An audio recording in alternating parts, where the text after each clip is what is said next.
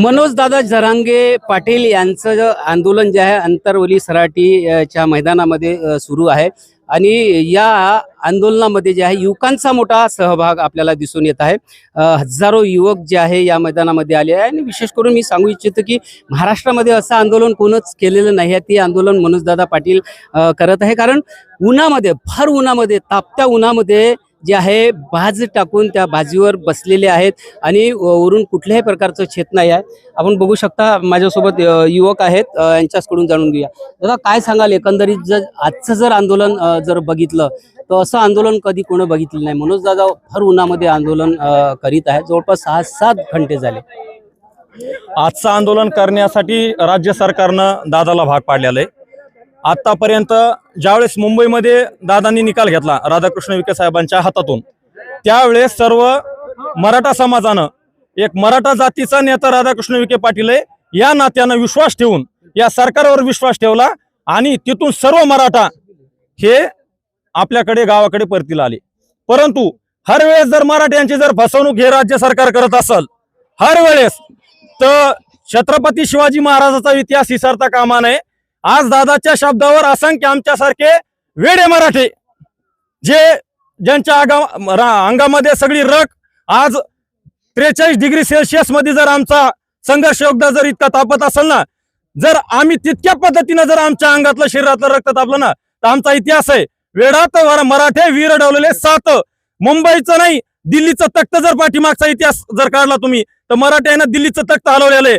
अरे इथून जर आम्ही आता निघालो तर मुख्यमंत्र्याच्या बंगल्याहून सगळ्या मंत्र्याचा चंबू चावला गुंडाळून समुद्रात फेकून द्यायची ताकद ह्या मराठ्यात आहे। फक्त त्या माणसाकडे पाहून त्या माणसाच्या कुठंतरी जबानीला बट्टा नाही लागाव। आजपर्यंत मराठा समाजानं प्रामुख्यानं मोठ्या भावाची भूमिका घेतलेली आहे आणि बांडगुळ कुत्रे आज उठून दादावर हे करतात। अरे सकाळी 10 वाजल्यापासून दादा आज एक पाण्याचा कण नाही घेतला का, तर मी जर आज उन्हात तळपलो तर उद्याची माझी जे मराठा समाजाचे पोर आहेत हे सावलीत झोपणार आहेत। आणि हे खरंय आतापर्यंत कुणाच्या हक्काचं मागत नाहीत, कुणाच्या हक्काचं मागत नाहीत, ते आमचंच आहे। पण आमचे जे बापदादे आहेत, तुम्ही आता आमच्या बापदाद्यांची जी बाईट घेतली, ह्या लोकांना असंच भरकटले गेलं म्हणून आमच्यावर ही वेळ आली। 2-2 मार्कावून गेलेले मुलं आहेत आम्ही सगळे। याद राखा, जर दादाच्या आता जर समजा सरकारनं निर्णय नाही घेतला, दादाचा जोपर्यंत आदेश आम्ही मान्य करायचा, दादाला आम्ही सूचना करतो, दादा ऐका एवढ्या वेळेस एवढं तुम्ही हे करू नका। आज जर दादाच्या एका शब्दावर दादाने जर एक शब्द दिला ना, तर महाराष्ट्रात काय गावातलं चाक कसं दे एक चाक जर गावातलं हिंडलं तर हे मराठे आता माघार नाही। दादांनी लोकांना सुद्धा आवाहन केलं होतं की तुम्ही येऊ नका या ठिकाणी, मीच बसतो एकटा, तरी पण हजारोच्या संख्येत आज या मैदानात आले लोक। हे बघा साहेब, मला बोलताना अंगावर काटा यायलाय। त्यांनी जरी आवाहन केलं असतं, आम्ही निरंतर प्रेम करणारे माणसं त्याच्यावर, आम्ही कोण्या पक्षात आहेत काय सगळे इथं आलेले सगळ्या पक्षात आहेत, पण आज जातीची लढाई आहे। आज ज्यांना 100 एकर होत्या ते 50 वर आले, 50 वरले 70, 50 वरले 30 वर आले। आज लोकांची अशी बिकट परिस्थिती झाली, 2-2 मार्कावून पोरं गेलेली आहेत। आणि दादांनी जरी आवाहन केलं तर हे पूर्ण समाज मराठा समाज प्रेम करणार आहे, असंख्य प्रेम करणार। का त्या माणसानं ठरवलं असतं तर हजारो कोटीची प्रॉपर्टी झाली असती, युरोप लंडन मध्ये जाऊन राहिली असते दादा, पण समाजासाठी एक निष्ठ माणूस राहिलाय।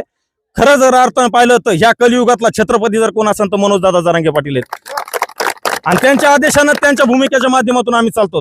जर आजही तुमच्या मीडियाच्या माध्यमातून सांगतो, जर दादाला जर काही झालं ना, उष्माघाताचा काही दुसरा काही प्रकार झाला ना, तर छत्रपतीची शपथ घेऊन सांगतो साहेब, दादाच्या आदेशाची सध्या आम्ही वाट पाहणार नाहीत। आता प्रत्येक तालुक्यातल्या आमदाराचं घर जाळायची ताकद आहे आमच्यामध्ये। आम्ही जर इतक्या संयमानं शांततेने घेत असतो, आज आमच्या डोळ्यामध्ये रग काय का रग आहे आमच्या डोळ्यामध्ये, का आम्ही इतकं तळमळतो। आज प्रत्येक एसडीएम ऑफिसला आमच्या परतूर तालुक्याला सांगतो 1700 फाईल पेंडिंग आहेत। का पेंडिंग आहेत? कुळाच्या पावतीवर तुम्ही प्रमाणपत्र, सगळ्या ओबीसी समाजाला प्रमाणपत्र कशावर देता? कुळाच्या पावती देता। त्यांच्याकडे काय तो कुळाच्या पावत्या येतात, आज आमच्याकडे कुळाच्या पावत्या आहेत, आमच्या बापदाद्याच्या बॅगमध्ये सापडलेले आहेत। तुम्ही त्याची शहानिशा करण्यासाठी शिंदे समिती नेमली, तुम्ही म्हणता कुळाच्या पावत्या बनवायले, कशाच्या बनवायले? आज आमच्या बॅग मधले घर जुन्या कागदपत्रामध्ये कुळाच्या पावत्यात का थांबवल्यात व्हॅलिडिटी? काल विखे पाटलांनी सुद्धा सांगितलं की आम्ही जातीचे प्रमाणपत्र दिलेलं आहे, कितपत खरं आहे? विखे पाटलांना हात जोडून विनंती आहे की जातीचे प्रमाण किती दिले? 353. जालना जिल्ह्याच्या व्हॅलिडिटी माहिती का कोणाला? नाही माहित, कुणालाच माहित नाही. व्हॅलिडिटी मध्ये अडचण येत आहे. व्हॅलिडिटी मध्ये अडचण येत आहे. आम्हाला कुणबी काढायला काही प्रश्न नाही. कुणबी आमचा आज काढतो आम्ही, कारण आमच्याकडे पावत्यात. ती व्हॅलिडिटी करण्यासाठी आम्हाला अडचण येत आहे. कुणबी प्रमाणपत्र तर आज एसडीएम साहेबाकडे भेटायला आम्हाला नाही भेटत असं नाही. गॅजेटच्या नुसार ज्या आमच्या संस्थानाच्या नोंदी सापडल्या, दादाचं म्हणणं आहे प्रत्येक गावामध्ये 2-2, 4-4 नोंदी सापडल्यात. आणि जे वंशावळ जोडायची ना, त्या वंशावळीमध्ये अडचण येईल आम्हाला. तुम्ही एकीकडून मुंबईमध्ये आल्यात नंतर सगळ्या मराठा समाजाला सांगता, आमच्या संघर्ष योद्ध्याला सांगता की नाही आता वंशावळीप्रमाणे जोडून घ्या, आणि इकडे आल्यात नंतर पुन्हा कल्टी देता. GR मध्ये एखादा मोजका प्रश्न टाकायचा आणि सोडून द्यायचं, हे आता चालणार नाही. 10 महिन्याची वेळ दिली होती दादांनी की 10 महिन्यामध्ये जे काही आमच्या मागण्या आहेत त्या पूर्ण करा, पण 10 महिन्यामध्येही सरकारनं मागण्या पूर्ण केल्या नाही. आता तुम्हाला विश्वास आहे का सरकारवर? सरकारवर विश्वास आजही आमचा बी आहे आणि दादाचा पण आहे की सरकार कुठंतरी निर्णय घेईल, कुठंतरी सरकार चांगल्या पद्धतीने निर्णय घेईल. पण जर असंच जर सरकार खेळत असेल ना, तर कसं असतंय, ज्या वेळेस धर्मावर कशावर ग्लानी येते ना, त्यावेळेस आक्रमक भूमिका घ्यावा लागते. सरकारचे डोळे आता ते एसी मध्ये बसलेले, त्याला काय माहित आहे, तुम्ही ज्या वेळेस ते बाहेर येते कुठं बाईट द्यायला येते त्यावेळेस ते सांगते की आंतरवालीमध्ये मनोज दादा जरांगे पाटील उपोषणाला बसले, तेव्हा माहित होतं. सोन्याचा चमचा घेऊन जन्माला येत, इथं आम्हाला रोज कष्ट करावं लागते. त्यांना काय माहिती एसी मध्ये बसून. आता जर त्यांनी निर्णायक भूमिका नाही घेतली तर दादाचं आज जर समजा दादांना अल्टिमेटम दिलेलं त्यांना 5 वाजेपर्यंत, दादांच्या आदेशाच्या बाहेर आजही आम्ही नाही, परंतु आता कुठंतरी आम्हाला विचार करावा लागेल सर्व युवकांना, सर्व समाजाच्या. अरे कुठपर्यंत त्या माणसाचा जीव घ्यायचा आहे का? आज ते माणूस उन्हामध्ये, त्या माणसाचा जीव घ्यायचा का? तिथं समाधान होणार आहे का? जर तसं समाधान होत असेल सरकारचं तर 100% दादा समाजासाठी जीव द्यायला तयार आहेत. सकाळी सांगितलं त्यांनी की जर कुठं सरकारचं समाधान होत असेल तर मी जीव द्यायला तयार आहे. पण इथं कुठंतरी गांभीर्यानं घेणं तुम्ही गरजेचं. युवक आहे, आपल्या समाजाची अशी कित्येक म्हणजे विद्यार्थ्यांचं नुकसान होत आहे, ह्या ज्या कास्ट सर्टिफिकेट मिळत नाही किंवा व्हॅलिडिटी होत नाही. साहेब एक बघा, तुम्हाला उदाहरण सांगायचं झालं, आता MBBS ची ऍडमिशन झाली, 1,58,000 रुपये फी. आता मी इथं जर लाईव्ह टेलिकास्ट मध्ये नावं घेतली तर ते उचित नाही. 1,58,000 रुपये फी होती. कुणबी सर्टिफिकेट भेटलं, कुणबी सर्टिफिकेट, त्याच्यावर ऍडमिशन झालं आणि ती फी बसली आपली 35,000 मध्ये. आज त्याची व्हॅलिडिटी होत नाही, आणि जर व्हॅलिडिटी बाद झाली तर 1,00,000 ऍडमिशन, त्याचं ऍडमिशन ऑटोमॅटिक बाद होणार.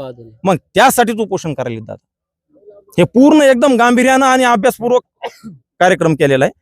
आणि सरकारला इतकं जर पिळून आरक्षण द्यायचं असेल ना, इतकं जर आमच्या माणसाचे हाल पाहून आरक्षण द्यायचं असेल ना, तर आरक्षणच नका आम्हाला. इतकं जर द्यायचं असेल पिळून तर आरक्षणच नका आम्हाला, स्पष्ट शब्दामध्ये. इतकं जर त्या माणसाच्या जीवाची प्रत्येक हाड तुम्हाला जर झिजूनच आरक्षण देत असेल तर आरक्षणच नका आम्हाला. स्पष्ट मुद्दा आहे. आता एवढ्या नोंदी सापड्यात, एवढ्या प्रत्येकाच्या घरात सापड्यात, कुठं तहसीलच्या दप्तराला सापडल्यात, कुठं ग्रामपंचायतीच्या रेकॉर्डला सापडल्यात. एवढ्या नोंदी सापडून तुम्ही विश्वास धरत नाहीत. एवढ्या नोंदी सापडून तुम्हाला दाखवायचं काय? तुम्ही बापाला बापच म्हणायला तयार. 58 लाख नोंदी, 58 लाख नोंदी आहेतच, 100% आहेत. पण त्या दिल्या नाही अजूनपर्यंत. हे बघा साहेब, दिल्या नाही म्हणता येणार नाही. आम्ही प्रत्येकानं प्रोसेस, दादानी मागितले काल सुद्धा, विखे पाटलांना ते मागितलं पूर्ण आम्हाला द्या, लिखित मध्ये द्या. ऐका साहेब, आम्ही प्रत्येकानं आमचं कुणबी प्रमाणपत्र ऑनलाईन करून SDM ला, तहसीलला दाखल केले. कुणबी प्रमाणपत्र दाखल केल्याच्या नंतर त्याचा पुरावा मागायला आम्हाला की हे कुठून आणलं. अरे आमच्या बापदाद्याने ठेवलेलं किती नाही. वर्षाचा पुरावा मागत आहे? 67च्या अगोदरचा. अच्छा, 67 67च्या अगोदरचा. आणि ज्यांची ऍडमिशन झाली त्यांनी काय करायचं आता? तो प्रश्न आहे. आता व्हॅलिडिटी का होत नाहीत? का होत नाहीत व्हॅलिडिटी? आहेत ना आमच्याकडे, कुळाच्या पावत्यात ओरिजिनल आहेत. त्याला व्हेरीफाय करा. त्याचं जी शाही लिहिलेली असती का, इंग्रज काळात काय कधी लिहिली असेल त्यांची ती निजामकालीन शाही, ती टेस्टला पाठवा. त्या काळात जर लिहिली असेल तर त्या आणखीन कसे पुरावे पाहिजे तुम्हाला? इतका अंत घेऊ नका म्हणा शासनाला. नक्कीच इतका अंत घेऊ नका. आणि प्रश्न येतो मराठ्यांच्या मुलांचा, विद्यार्थ्यांचा. खरोखरच आहे, दादांनी जे सांगितलं ते अत्यंत महत्वाचं आहे की एखाद्या विद्यार्थ्यांची ऍडमिशन जर MBBS ला झाली असेल जातीच्या दाखल्यावर, आणि त्या विद्यार्थ्याला जर व्हॅलिडिटी जर मिळाली नाही तर मग त्या विद्यार्थ्यांचं काय होणार आहे, या प्रश्नाकडे लक्ष देणं फार गरजेचं आहे. हे प्रश्न, सगळे प्रश्न 10 महिन्यातही सुटले नाही.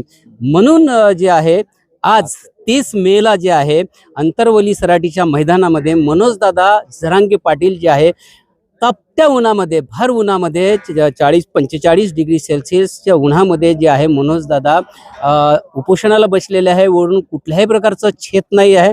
आम्ही तुम्हाला जे सगळे व्हिडिओ तुम्हाला याच्या आधी सुद्धा दाखवले आहे आणि हाही व्हिडिओ तुम्ही बघू शकता. आणि हा जो आक्रोश आहे युवकांचा आक्रोश आहे.